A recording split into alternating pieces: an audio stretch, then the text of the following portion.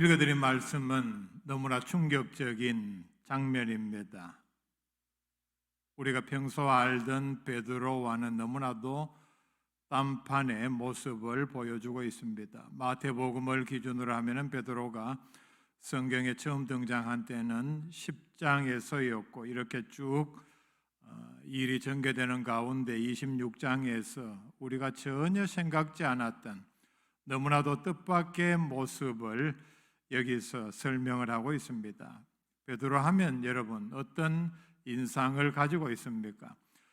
바람과 파도가 몰아치는 갈릴리 바다에서 그것도 한밤중에 물 위로 걸어오라는 예수님의 명령이 떨어지자마자 조금도 머뭇거리지 아니하고 바로 바다에 뛰어들었습니다. 그가 어려서부터 갈릴리 바다에서 고기잡이를 했기 때문에 사람이 물 위로 뛰어들면은 더구나 이런 풍랑과 그리고 바람이 몰아치는 가운데 보통의 수영 실력이 없이는 빠져 죽고 만다는 사실을 모를 리 없었을 것입니다.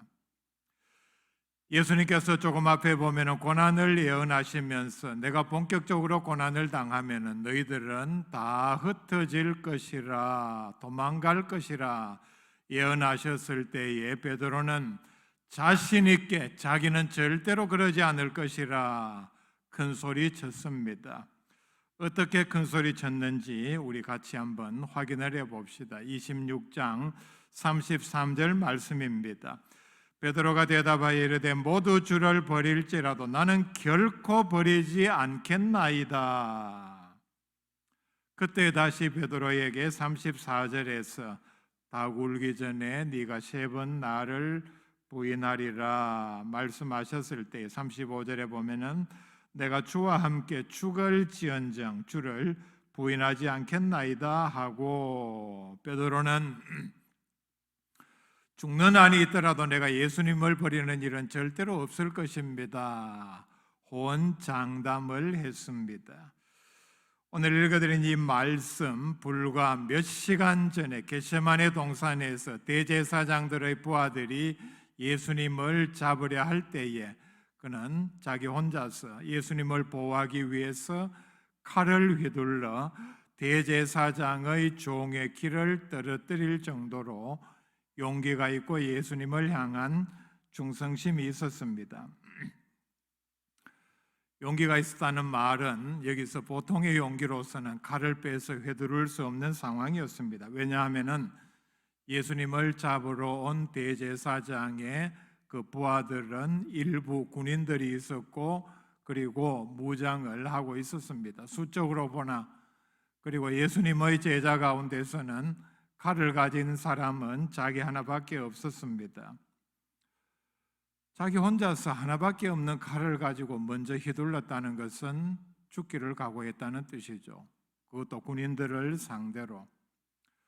우리가 이 부분에 있어서는 정당한 용기는 아니지만은 베드로의 용기 하나만은 높이 사야 합니다. 그런 베드로가 오늘 읽은 말씀에서는 얼마 지나지 않아서 너무나도 비겁하고 초라한 모습을 보여주고 있습니다. 예수님 앞에서 큰 소리쳤던 자신감 그리고 목숨을 걸고 예수님을 지키려고 했던 용기는 어디 가고 이제는 상대방의 공권력이 두려워서 잘못하다가는 자신도 예수님처럼 잡혀 죽을지 모른다는 두려움에 이제는 예수님의 제자라는 사실을 숨기고 예수님께서 첫 재판을 받는 자리에 멀찍이 따라가서 그 결말을 보려고 하인들과 함께 앉아 있었습니다. 이것은 자기 자신이 제자가 아니요 오히려 대제사장의 하인이라는 행세를 하면서 이제 신분을 숨기고 있었습니다. 같은 사건을 설명하는 마가복음 14장 54절에 보면은 추워서 하인들과 함께 앉아 불을 쬐고 있었다 설명을 합니다. 자, 지금 이 상황이 얼마나 추운지는 몰라도 자기의 추위를 걱정하면서 불을 쬐일 상황입니까? 사랑하는 예수님께서는 지금 잡히셔서 고난을 당하시고 그리고 십자가에 달릴 위기에 처해 있었는데 자기는 지금 춥다고 불을 쬐을 정도로, 그것도 대제사장들 앉아있는 그 자리를 비집고 들어가서 이렇게 손을 펴서 불을 쬐고 있는 베드로의 그 참 초라한 모습을 여러분 상상이나 할 수 있습니까?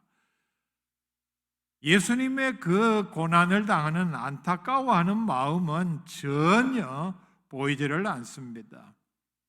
아마 밤이 늦었기 때문에 음식이 나왔다면 같이 먹었을 것입니다. 베드로가 이렇게 자기도 체포될 위험을 무릅쓰고 예수님의 뒤를 멀찍이 따라 대제사장의 재판정까지 들어간 이유는 단 하나입니다. 결말을 보려고. 결말이 어떻게 되는가?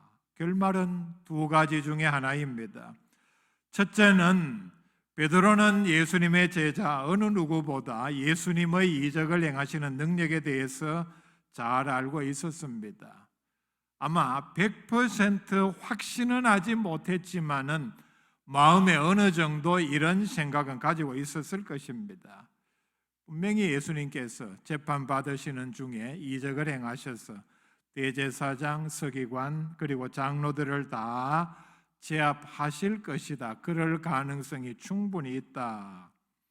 그렇다면 그때에 다른 제자들은 다 도망갔지만은 나라도 나타나서 내가 여기 있습니다 하고 충성심을 이렇게 입증하는 기회로 삼으리라는 생각이 있었고, 두 번째 가능성은 이미 체포가 되셨고 체포되는 과정에서 너무나도 무기력하게 체포가 되는 모습을 봤습니다. 그리고 뒤에 결과적으로 이루어진 일들입니다만은 사형 선고를 받으시고 집행이 되면은 자기는 도망가기 위해서입니다. 매우 이기적이고 사람이면 할 수 있는 기회주의적인 처신이었습니다. 우리가 이 대목에서 그 사전에 한 베드로에 대한 지식을 종합하면은 여기서 베드로에게 거는 기대가 뭡니까? 다른 제자들은 다 도망가도 베드로만은 끝까지 남아서 예수님을 지키는 충직한 제자의 모습을 기대를 합니다. 왜냐하면은 베드로는 몇 가지 면에서 그래야만 하는 우리가 그렇게 생각하는 조건을 가지고 있었습니다. 베드로는 자타가 공인하는 예수님의 수제자였습니다. 그리고 베드로는 예수님으로부터 특별한 사랑을 받았습니다. 우리는 성경에서 보면은 예수님께서 왜 그렇게 하셨는지는 모르지만은 몇 가지 예에서 보면은 베드로에게 그리고 몇몇 제자에게 특별한 은혜를 베푸셨습니다. 변화산상에 기도하러 올라가실 때에 예수님께서는 12제자를 다 데리고 올라가신 것이 아니라 베드로와 다른 두 제자 합쳐서 3제자만 데리고 올라가셨습니다. 나머지 9제자는 산 밑에 그냥 남겨놓으셨습니다. 회당장 야이로의 딸을 살리실 때에 그 집 앞에 도착해서 나머지 9제자는 집 밖에 두고 앞에 데리고 들어간 3제자만 그 집 안으로 데리고 들어가셨습니다. 그 다음에 마지막에 겟세마네 동산에서 기도하러 가실 때에 베드로와 또 다른 두 제자만 예수님께서 기도하는 자리 가까이 데리고 가셨습니다. 그 다음에 또 하나는 예수님으로부터 엄청난 칭찬을 들었습니다. 공생애 가운데 12제자들 가운데 가장 놀라운 그리고 뜻깊은 칭찬이 바로 베드로에게 주어졌습니다. 마태복음 16장 16절 이하에 나오는 말씀입니다. 시몬 베드로가 이렇게 대답을 했습니다. 주는 그리스도시요 살아계신 하나님의 아들이시니이다 라고 대답했을 때에 예수님께서는 바요나 시몬아 네가 복이 있도다. 이를 네게 알게 하니는 혈육이 아니요 하늘에 계신 내 아버지시니라. 또 내가 네게 이르노니 너는 베드로라. 내가 이 반석 위에 내 교회를 세우리니 음부의 권세가 이기지 못하리라. 이 칭찬은 신학적으로 매우 뜻이 깊은 엄청난 의미를 가진 놀라운 칭찬입니다. 그렇다면은 앞의 상황과 종합을 하면은 베드로는 다른 제자와 달리 목숨을 바쳐 예수님을 지켜드리는 것이 마땅합니다. 그런데 베드로의 비겁함은 여기서 끝이 나지 않습니다. 기회주의적인 생각을 가지고 멀찍이 따라가서 결국은 이렇게 하다가 기회만 바라보다가 결국은 예수님의 예언하신 대로 예수님을 부인하는 자리에까지 이르렀습니다. 우리가 한번 확인을 해 보십시다. 같은 장 70절 말씀입니다. 69절 말씀에 보면은 여종이 너도 예수와 함께 있지 않았느냐 물었습니다. 누가 물었다고요? 여종이 물었습니다. 여자아이가 물었다는 얘기입니다. 그때 70절에 보면은 모든 사람 앞에서 부인하여 이르되 나는 네가 무슨 말을 하는지 알지 못하겠노라 하며 일단 부인을 했죠. 72절 말씀에 보면은 또 다른 여종입니다. 베드로가 맹세하고 또 부인하여 이르되 나는 그 사람을 알지 못하노라 하더라. 표현이 놀랍죠. 그 사람. 어떻게 이런 말을 할 수 있습니까? 선생님도 아니고 예수님도 아니고 나는 그 사람 모른다. 더 놀라운 부인은 74절 말씀에 나옵니다. 그가 저주하며 맹세하여 이르되 나는 그 사람을 알지 못하노라 하니 곧 닭이 울더라. 여러분, 성경에는 저주하며, 영어에서는 이 curse라는 말이 욕설과 같은 뜻으로 쓰입니다. 그렇다면 여러분 조금 이해가 갑니까? 그 사람 모른다고 하는 말에 저주하며 또는 다른 말로 더 쉬운 표현으로 욕을 하면서 예수님을 부인하는 자리에까지 이루고 말았습니다.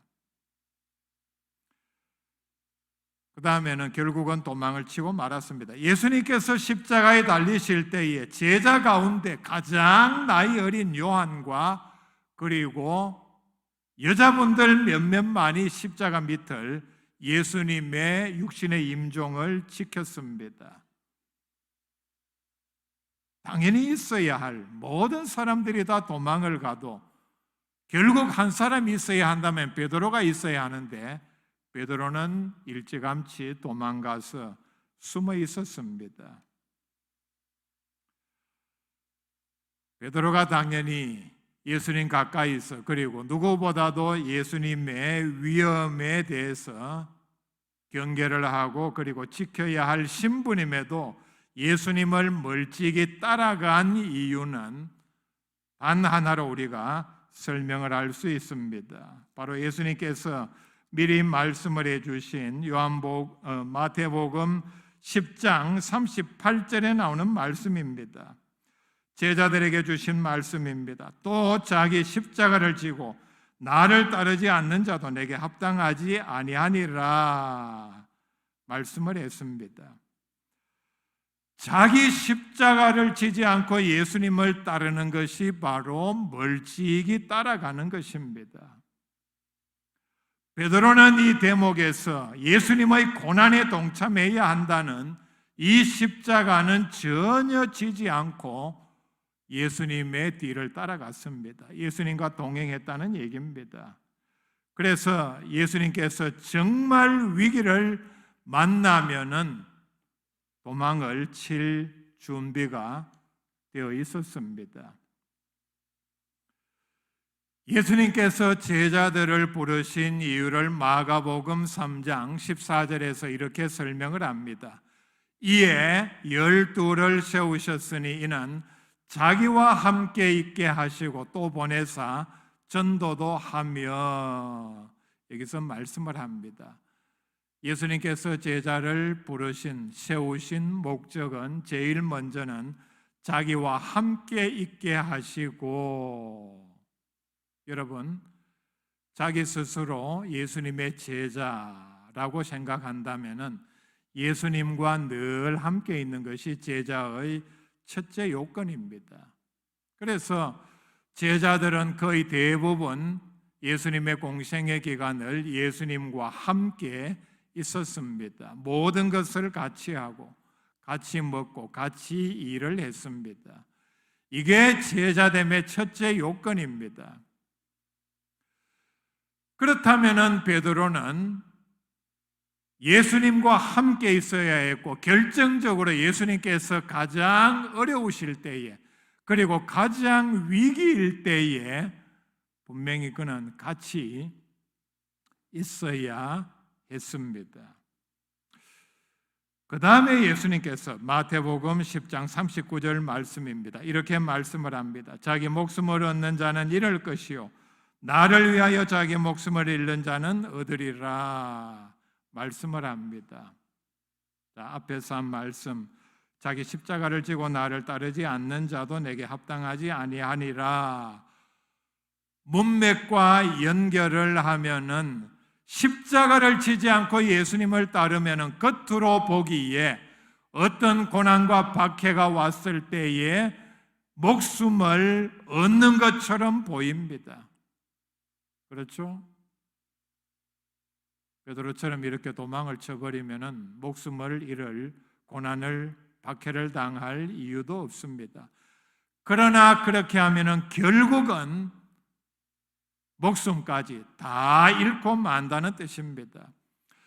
이 땅에서 예수님을 따르면서 예수님의 명령대로 제자됨의 요건인 십자가를 제대로 지면은 자기 목숨을 잃을 수도 있습니다. 육신의 생명을 잃을 수도 있다는 뜻입니다. 그러나 그것으로 끝나는 것이 아니라 분명히 말씀을 하죠. 잃는 자는 얻으리라 말씀을 합니다. 자기를 부인하고 자기 십자가를 지고 예수님의 뒤를 따르는 것은 제자됨의 첫째 요건입니다. 자기 십자가를 지지 않고 예수님을 따르는 사람은 예수님을 따르는 것이 아닙니다. 예수님의 제자도 아니요. 예수님께서 그렇게 말씀을 하셨습니다. 이미 죽은 사람입니다. 영적인 생명이 없다는 뜻입니다. 십자가를 지지 않고 따르는 사람은 따르는 것도 아니기 때문에 내가 예수님을 따른다, 나는 예수님의 제자다 하는 말은 다 거짓말입니다. 자기에게 초기의 예수님의 제자들처럼 육신적인 어떤 유익이 없으면은 정말 이 상황에서는 내가 예수 믿는 것 때문에, 예수님과 함께 있는 것 때문에 죽게 생겼다는 생각이 들면은 다 도망가고 맙니다. 이미 자기 마음에 일정의 기준이 정해져 있습니다. 이 상황에서는 나는 떠난다. 이 상은 내가 예수님과 함께 할 수 없다. 마음의 기준이 정해져 있다는 뜻입니다. 그렇기 때문에 십자가를 지지 않고 예수님을 따르는 것은 가장 어리석은 일입니다. 왜냐하면 차라리 따르지 않는 것이 더 나았기 때문입니다. 지금 이 상황에서 베드로의 십자가는 뭐냐? 예수님의 위기에 함께하는 가장 무거운, 어떤 면에서는 베드로에게 주어진 영광의 기회이기도 합니다. 평화로울 때에, 좋을 때에는 예수님과 함께한다는 그 가벼운, 참 표현에 어떤 어폐가 있습니다만은 함께 할 수는 있었지만은 결정적인 위기 앞에서는 부담이 되는 십자가를 지지를 못했습니다. 지금 코로나 팬데믹 때문에 우리가 거리두기를 하고 있습니다. 소셜 디스턴스라고 하는데 정확한 표현은 아닙니다. 지금 우리가 하는 거리두기는 물리적인 거리두기입니다. 물리적인 거리두기는 일정 물리적으로 우리의 육신은 다른 사람과 일정 거리를 띄워야 한다는 뜻입니다. 모두가 다 마스크를 써야 하고, 그리고 거리도 나라마다 조금은 다릅니다만은 또 어떤 때는 2m를 띄워야 한다 그 이상, 또는 또 어떤 경우에는 1m를 띄워라 안내를 합니다. 그 이유가 뭐냐 하면은 코로나는 호흡기 전염병입니다. 그 병을 가지고 있는 사람 호흡기를 통해서 침방울이 아주 작은 침방울을 통해서 균이 사람 몸으로 들어갈 수 있기 때문에 1차적으로 거리를 띄우고 그리고 마스크를 반드시 쓰라. 요즘 산에 가보신 분들은 아실 것입니다. 팔공산에 가면 주차장에 큰 현수막이 걸려 있습니다. 산에서도 반드시 마스크를 쓰라 안내를 합니다. 그래서 이렇게 들어가 보면은 산에도 마스크를 쓰고 다니는 사람들이 많이 있습니다. 참 서글픈 현실이기도 합니다만은 이렇게 제가 올라가다가 저 위에서 오는 사람을 만나면은 마스크를 이렇게 벗고 오다가 다시 마스크를 끼고 그 다음에 제가 가는 길에서 그 팔공산 등산로가 좁지 않습니까? 숲으로 들어가서 2m, 3m 떨어져서 들어가 있다가 제가 가고 나면은 또 이렇게 지나가는 사람도 있습니다. 더 서글픈 현상은 참 저를 대하는 그 표정이 마치 뭘 보는 듯한 벌레를 보는 듯한 참 그런 표정은 안 지으면 좋겠는데 저는 그런 표정을 안 짓는데 지금 그런 현실입니다. 그 사람만은 탓할 수가 없죠. 저도 그 사람 보기에는 잠재적인 보균자고 감염 가능성이 있으니까. 그런데 코로나 팬데믹 1년을 지나면서 검증된 사실이 하나 있습니다. 모든 사람들이 다 손 씻기를 잘하고 마스크를 쓰고 그리고 사람들이 많이 모인 자리에 가지 아니하고 거리를 띄우다 보니까 그 이전에 대비해서 그 이후에 감기, 독감 환자가 확연히 줄었다고 하지 않습니까? 그렇죠? 이게 이제 우리가 몰랐던 호흡기로 감염되는 전염병은 거리를 두고 마스크를 끼는 것이 이렇게 엄청난 효과가 있다는 얘기입니다. 그 다음에 코로나가 아니더라도 우리가 식당이라든지 또 산에 갔을 때에 목욕탕에 아니면은 버스, 열차, 비행기를 탔을 때에 어깨가 부딪힐 정도로 사람이 너무 많으면은 사실 좀 불편하죠. 좀 뛰어앉는 게 좋습니다. 그게 이렇게 편리해하는 사람들이 많습니다. 두 번째 거리두기는 우리가 말하는 사회적 거리두기입니다. 원래의 뜻은 이 소셜 디스턴스라는 말은 같은 지역에 같은 공간 또는 같은 단체에 가까이 있지만은 친밀하게 교제를 하지 않는 경우가 바로 글자 그대로 사회적인 거리두기입니다. 왜냐하면 소셜이라는 말의 뜻이 사교적인 또는 교제를 좋아하는 이라는 뜻을 가지고 있습니다. 친밀하게 지내지는 않는다. 거리적으로는 가까이 있지만은 우리가 그런 경우 있죠.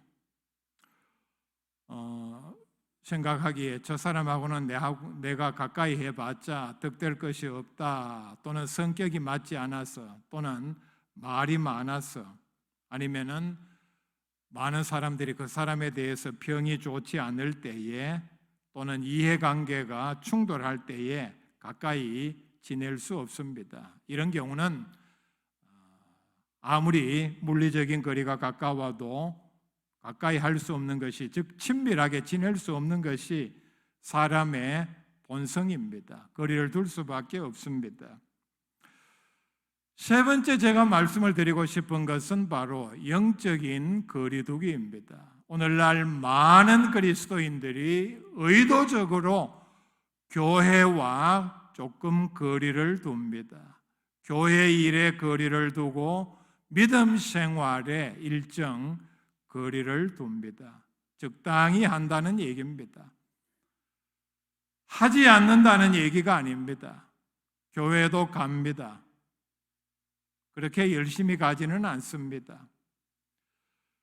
교회 일에 참여는 하지만은 열심히 성경이 요구하는 기준대로 열심히 하지는 않습니다.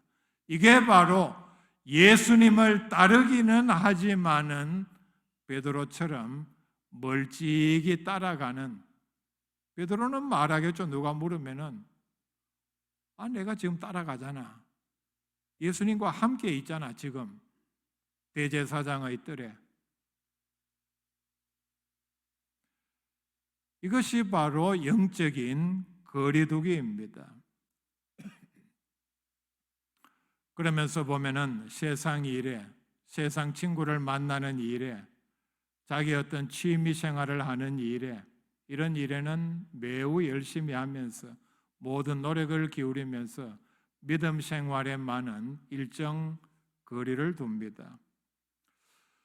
성경은 분명히 말씀을 합니다. 우리는 하나님을 가까이 해야 합니다. 시편 73편 27절에 이렇게 말씀을 합니다.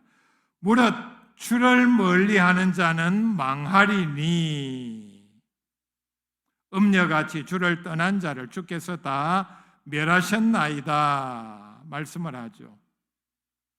두 부류를 말씀을 합니다.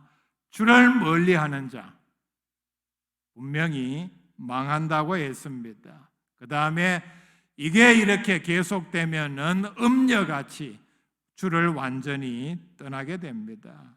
자, 무슨 얘기입니까? 하나님을 멀리하면은 결국은 완전히 떠날 위험성이 있다는 얘기입니다. 여러분, 지금 이 위험성에 경고불이 들어오지 않았습니까? 그런 장치가 있다 그러죠. 어린애를 데리고 놀러 갈 때에 어린애에게 그리고 나에게 이 전자장치 어떤 이 장치를 양쪽에 다 붙이면은 어린아이와 나 사이에 일정 거리가 떨어지면은 뭐 설정하기를 2m, 3m 떨어지면은 경보음이 울린다. 저는 그걸 살 필요가 없어서 보지는 못했습니다만 있다는 얘기는 들었습니다. 여러분, 오늘 우리 믿음 생활에서 이 경보장치가 필요하지 않습니까? 하나님과 나 사이에, 예수님과 나 사이에 지금 거리가, 내가 예수님 뒤를 따라가고 있는 거리가 베드로처럼 멀찍이 기회를 봐가면서 성경은 분명히 경고를 합니다. 주를 멀리하는 자는 결국은 망한다. 그리고 하나님께서는 결국은 멸하신다. 뒤에는 나오는 말씀이 하나님께 가까이 함이 내게 복이라. 내가 주 여호와를 나의 피난처로 삼아 주의 모든 행적을 전파하리이다. 하나님께 가까이 하는 것이 복인데 이렇게 말씀을 함에도 불구하고 우리는 의도적으로 하나님과 또 예수님과 계속해서 의도적으로 거리를 두려고 하지 않습니까? 마치 아까 말씀드린 대로 어떤 대상에 대해서 그 사람하고 나하고 가까이 해봤자 득될 것 하나도 없다. 이런 심리가 예수 믿는다고 하면서 하나님의 자녀라고 하면서 우리 사이에 있지는 않은지 돌아보아야 합니다. 야고보서 4장 8절에 하나님을 가까이 하라 그리하면 너희를 가까이 하시리라. 저 말씀 봅시다. 어떤 사람에게는 아이쿠 이게 이래서 위험하구나 생각하는 사람도 있을 것이에요. 내가 하나님을 가까이 하면은 하나님께서 우리를 가까이 하신다. 그게 오히려 자기에게는 위험하다고 생각을 할 수도 있습니다. 에베소서 2장 13절 말씀에 이제는 전에 멀리 있던 너희가 그리스도 예수 안에서 그리스도의 피로 가까워졌느니라. 하나님과 가까워졌다는 얘기입니다. 우리는 이제 하나님과 가까워진 자녀들입니다. 절대로 뗄 수 없는 사이가 되었습니다. 그럼에도 하나님과 가까이 있는 것이 싫어서 부담이 돼서 내 마음대로 살지 못하니까 내가 의도적으로 하나님과 멀찍이 떨어지려고 하지는 않는지 돌아보아야 합니다. 우리 모두는 예수님의 제자입니다. 예수님을 따르는 사람들입니다. 예수님과 함께 있어야 할 사람들입니다. 그렇다면 이왕 함께 가는 길에 멀찍이가 아닌 어디든지 가까이 동행하는 예수님의 참 제자들이 다 될 수 있기를 바랍니다.